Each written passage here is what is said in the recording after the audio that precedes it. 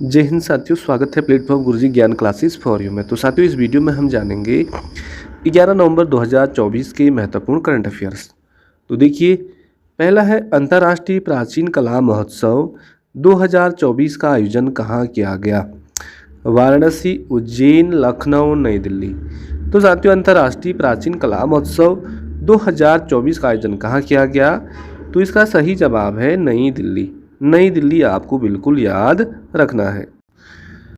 तो साथियों, यहाँ पे 8वें अंतर्राष्ट्रीय प्राचीन कला महोत्सव और संगोष्ठी का आयोजन इंदिरा गांधी राष्ट्रीय कला केंद्र, रेंज ऑफ विजडम सोसाइटी और भारत सरकार के संस्कृति मंत्रालय के साथ नई दिल्ली में आयोजित किया गया। सम्मेलन के उद्घाटन सत्र के विशिष्ट अतिथि थे डॉक्टर सच्चिदानंद जोशी जी। तो 8वें अंतर्राष्ट्रीय प्राचीन कला महोत्सव का आयोजन अभी हाल ही में दिल्ली में किया गया। सेकंड क्वेश्चन देख रहे हैं यहाँ पे, उत्तर प्रदेश के किस शहर में राज्य की पहली डबल डेकर इलेक्ट्रिक बस सेवा का शुभारंभ किया गया? तो वाराणसी, कानपुर, लखनऊ और गाजियाबाद। तो साथियों, आपको बताना है कि तो इसका सही जवाब है ऑप्शन नंबर सी, लखनऊ। तो साथियों, उत्तर प्रदेश के जो मुख्यमंत्री है आदित्य योगी नाथ जो योगी जी हैं, उन्होंने ही लखनऊ शहर में पहली डबल डेकर इलेक्ट्रिक बस सेवा का शुभारंभ कर लिया है। अगला क्वेश्चन देखें हम, क्वेश्चन नंबर 3 कि भारत के 51वें मुख्य न्यायाधीश के रूप में किसने शपथ ली?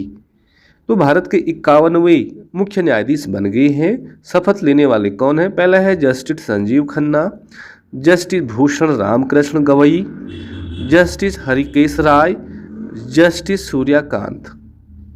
तो साथियों, इसका सही जवाब है पहला, जस्टिस संजीव खन्ना हमारे देश के 51वें मुख्य न्यायाधीश बन गए हैं। इन्होंने चंद्रचूड़ का स्थान लिया। अगला क्वेश्चन है साथियों यहाँ पे कि किस देश के पर्यटन विभाग ने एक्टर सोनू सूद को पर्यटन के लिए ब्रांड एम्बेसडर नियुक्त किया है? तो सोनू सूद बहुत फेमस एक्टर हैं साथियों, और इन्हें पर्यटन के लिए ब्रांड एम्बेसडर नियुक्त किया गया। पहला है श्रीलंका, नेपाल, थाईलैंड, यूएई। तो साथियों, इनमें से देश का नाम बताना है। तो इसका सही ऑप्शन है थाईलैंड। थाईलैंड देश ने सोनू सूद को पर्यटन विभाग में ब्रांड एम्बेसडर नियुक्त कर दिया गया है।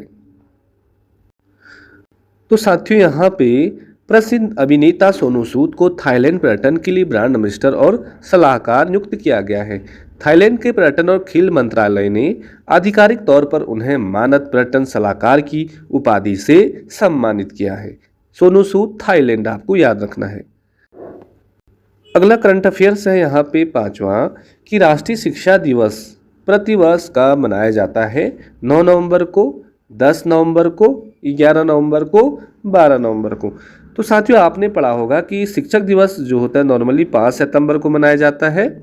वहीं विश्व शिक्षक दिवस की बात करेगा तो 5 अक्टूबर को मनाया जाता है।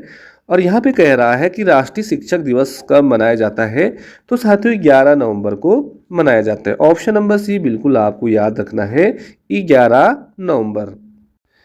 तो साथियों, यहाँ पे हम देखें कि स्वतंत्र भारत के पहले शिक्षा मंत्री थे मौलाना अब्दुल कलाम आज़ाद की जयंती के सम्मान में हर साल 11 नवंबर को राष्ट्रीय शिक्षा दिवस मनाया जाता है। राष्ट्रीय यह दिवस देश में प्राथमिक और माध्यमिक शिक्षा को बढ़ावा देने के साथ साथ वैज्ञानिक ज्ञान को आगे बढ़ाने में उनके महत्वपूर्ण योगदान को याद करता है। वह साल 1923 में 35 वर्ष की आयु में भारतीय राष्ट्रीय कांग्रेस के सबसे कम उम्र के अध्यक्ष बने थे। और साथियों, शिक्षक दिवस 5 सितंबर को मनाया जाता है डॉक्टर सर्वपल्ली राधाकृष्णन के जन्म दिवस पर। अगला क्वेश्चन है यहाँ पे कि अंतर्राष्ट्रीय हॉकी महासंघ का अध्यक्ष किसे चुना गया? साथियों, क्वेश्चन कम है लेकिन दमदार हैं, बिल्कुल एग्जाम में छपने वाले क्वेश्चन है।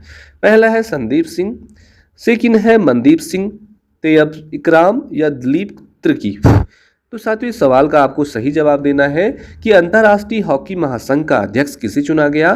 तो साथियों, इसका सही जवाब है तैयब इकराम।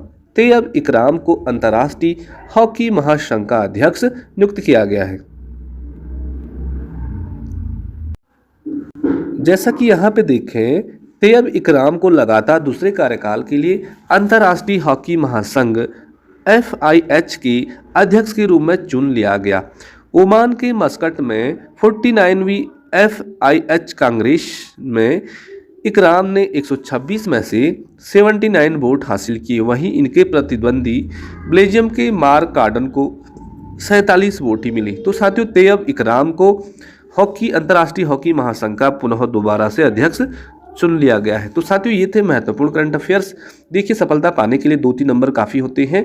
यदि आप रोज करंट अफेयर्स पढ़ते हैं साथियों, तो आपकी बेहतरीन तैयारी होती है। तो मिलते हैं किसी अगले वीडियो में, तब तक के लिए बाय बाय, जय हिंद, नमस्कार।